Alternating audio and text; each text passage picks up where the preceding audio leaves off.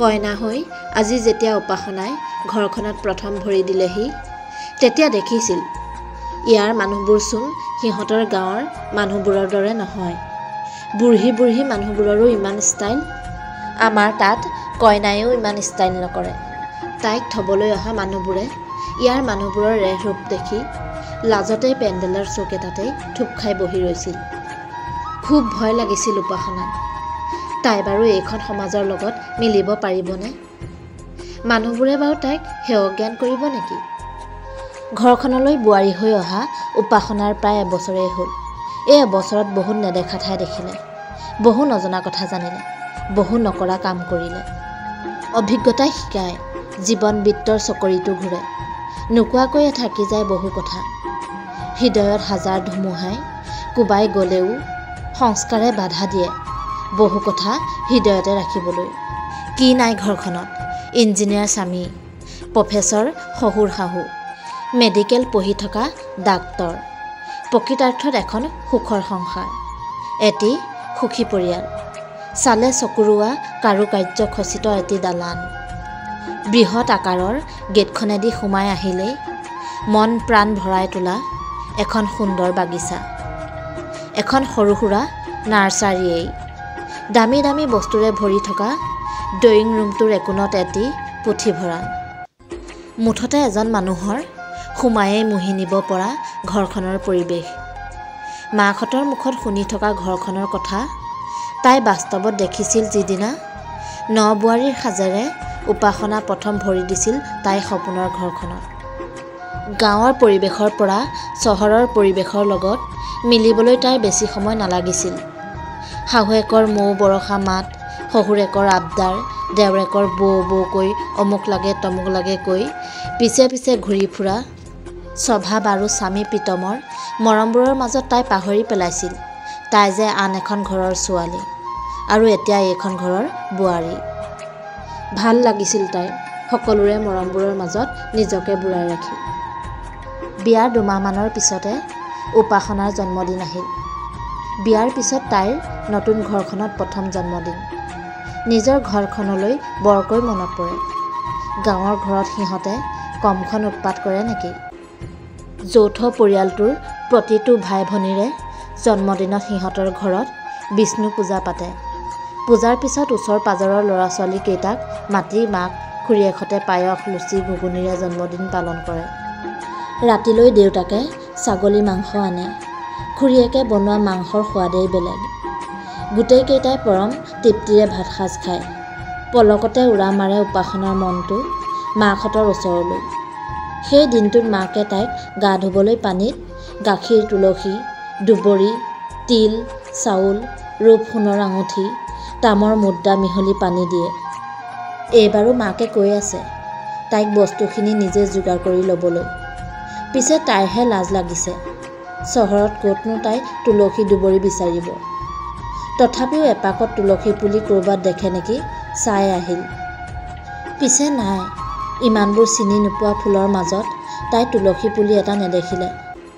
নিজেও ভাবিলে এতিয়া তাই বিয়া হ'ল যেতিয়া কিছুমান নিয়ম সলাব লাগিব।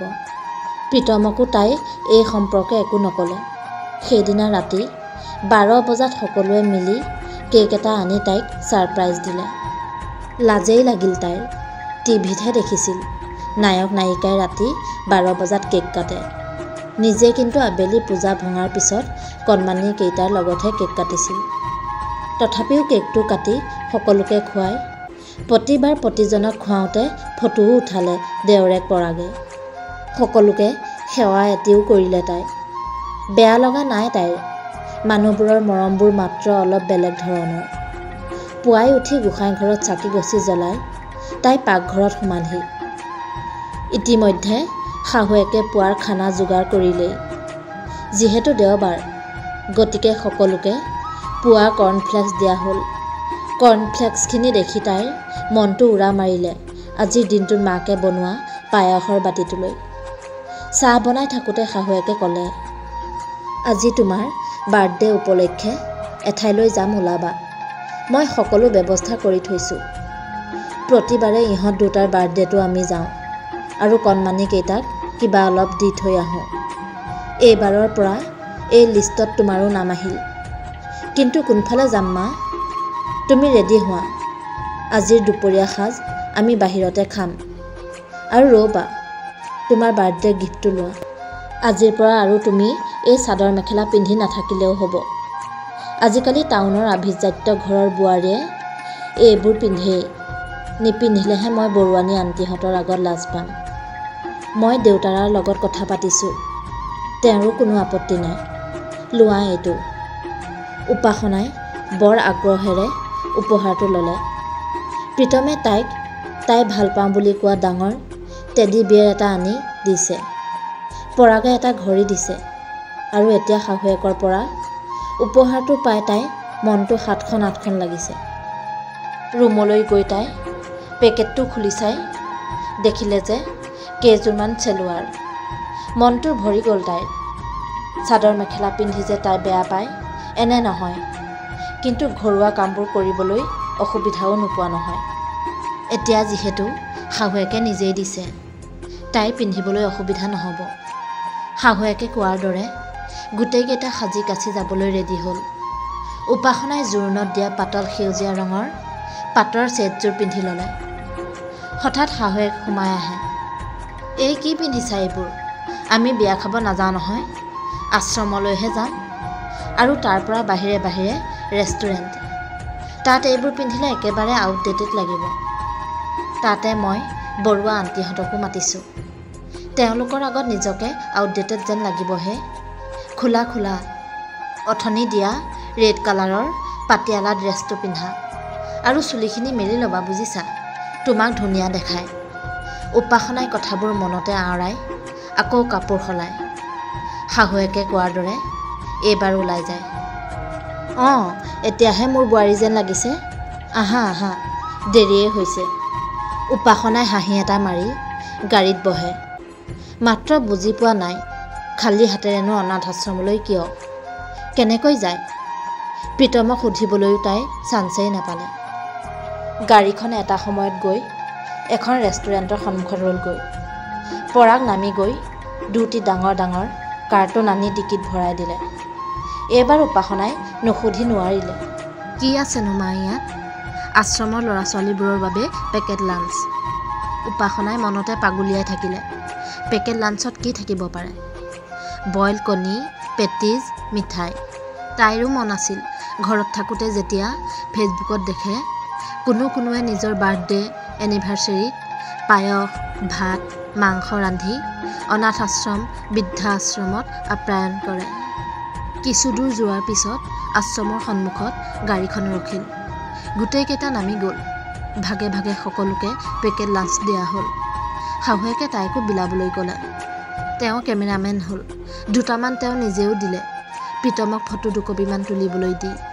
বেয়া নালাগিল উপাসনাৰ কণমানিকেইটাৰ লগত সময় পাৰ কৰি। কিন্তু বেয়া লাগিল যেতিয়া সিহঁতে পেকেট লাঞ্চত দিয়া বিৰিয়ানীৰ সোৱাদ ল'বলৈ অসমৰ্থ হ'ল। জ্বলাই মছলাই গোটেইকেইটাক জুলুকে পানী খোৱালে। আকৌ উপাসনাৰ মনটো উৰা মাৰিলে মাকৰ হাতৰ পায়সৰ বাতিটোলৈ, খুৰীয়েকে বনোৱা মাংসৰ গোন্ধটোলৈ। সেইখিনি যদি এই কণমানিকেইটাই পালেহেঁতেন কম তৃপ্তিৰে খালেহেঁতেন নে?